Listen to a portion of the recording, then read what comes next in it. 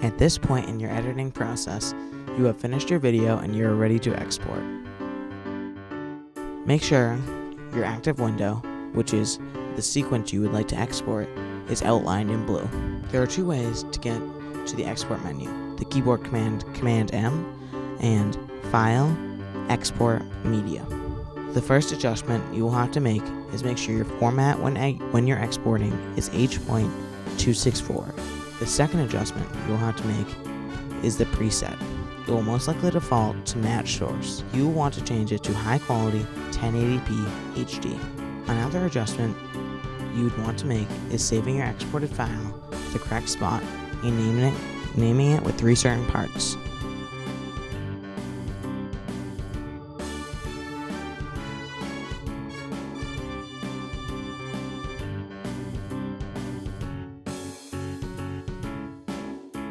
The file name should include your name, date, and the name of your project. Remember, no slashes or your video might not export correctly.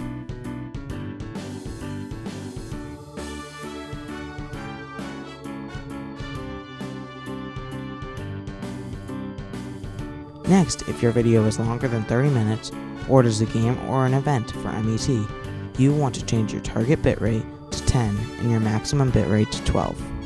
Before you change that bitrate, you will see that your file size is very big, and changing your bitrate will shrink the file size for you.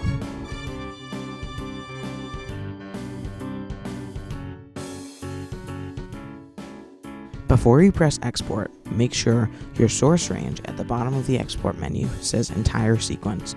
This way, your whole video is exported.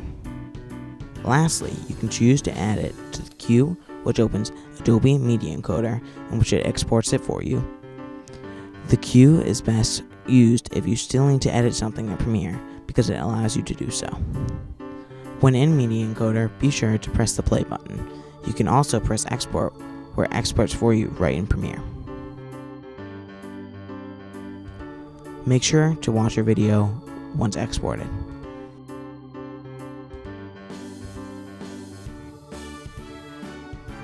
This is Grady from MET, signing out.